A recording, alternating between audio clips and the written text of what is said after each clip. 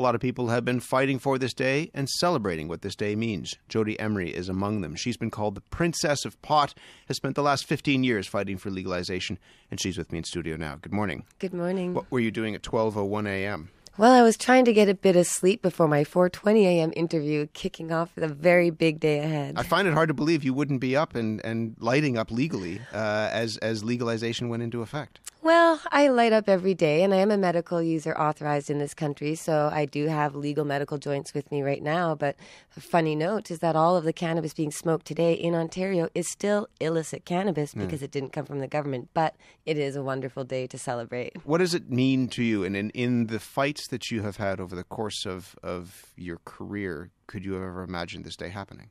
Of course, it's what I've worked towards, and before me, so many others, including Mark Emery and advocates who have spent decades challenging these laws. And we have to remember that this law reform came from lawbreakers, peaceful civil disobedience, those who are willing to break the laws openly, go to court, challenge the laws, and win. That's how we've received all of these changes for medical access and other cannabis access. And now the government is doing what is symbolically the right thing, and the world is watching, so that makes me happy.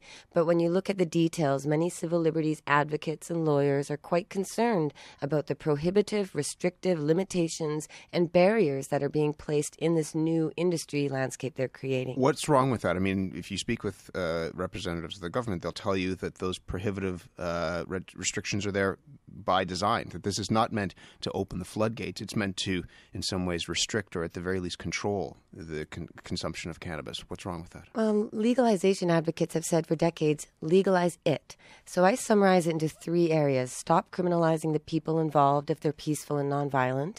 Stop criminalizing the industry, the BC Bud, the businesses, the pioneers and entrepreneurs, the dispensaries and edible makers. Stop criminalizing them if they're peaceful, nonviolent people engaged in consensual transactions with adults. And stop wasting hundreds of millions of dollars every year on law enforcement. But tragically, we're seeing that many people are not getting amnesty except for pot possession pardons. We'll hear more about that today.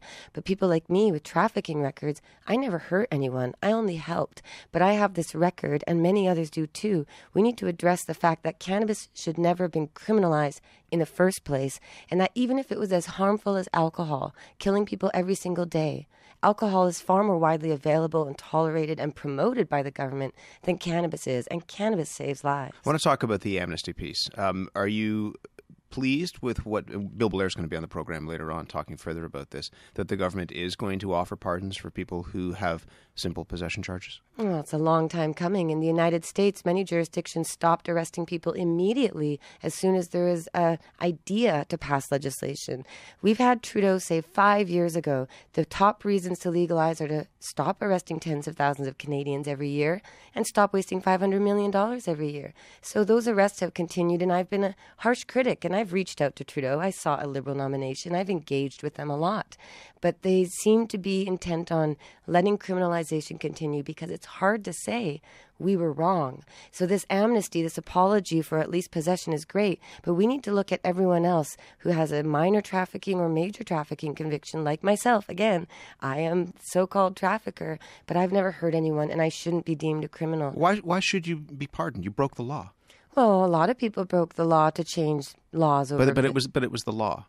I followed the law very closely while Mark Emery served 5 years in U.S. prison for financing legalization. That's what the DEA extradited him for.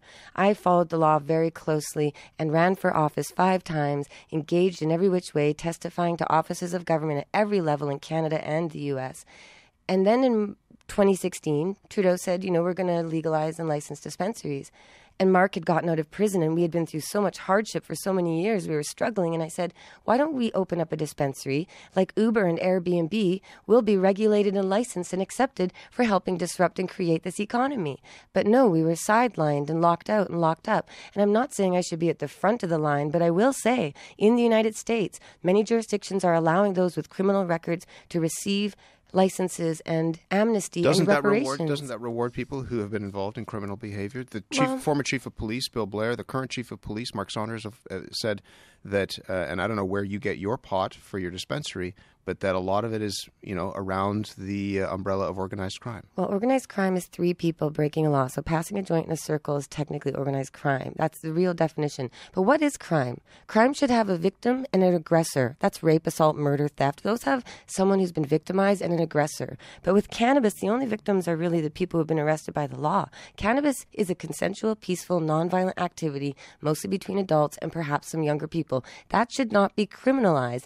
That's creating a crime. When the government says they need tough laws to crack down on the criminal market, the criminalization literally creates the crime. But the law is the law. And the law right now, there's a Jodie's Joint in Kensington Market. It's not a dispensary. It's a cannabis-themed coffee shop. It's with hemp design elements. It's got hemp wallpaper fabric. It's completely legal. Does it sell cannabis? No, but we're trying to get legally licensed. I've been a legalization activist forever. Cannabis culture only engaged in dispensaries for 2 years out of 25 years of history.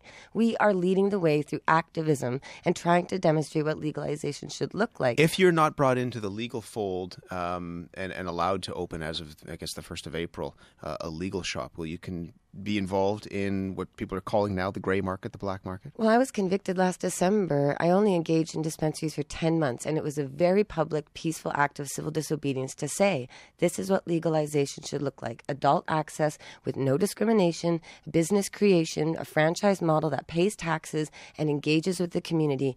And then we were sidelined. And again, I'm not saying I should be the front of the line, but when gay marriage right activists fought for that right, the ones who went and challenged it, should they be excluded from being allowed to get married? Or women who'd fought for the right to vote and went to ballot boxes, should the activists be excluded because they broke the law?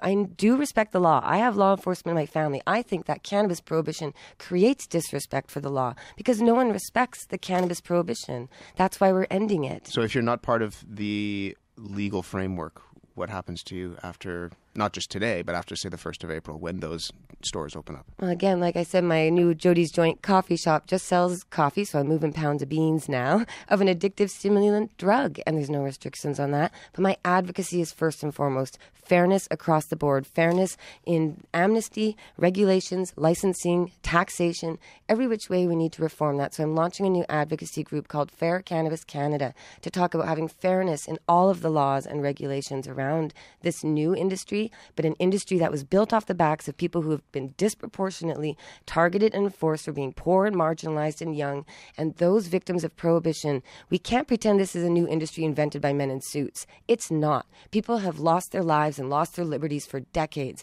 and that's a great injustice, as Bill Blair admits, and it needs to be rectified with not just amnesty, but I believe reparation.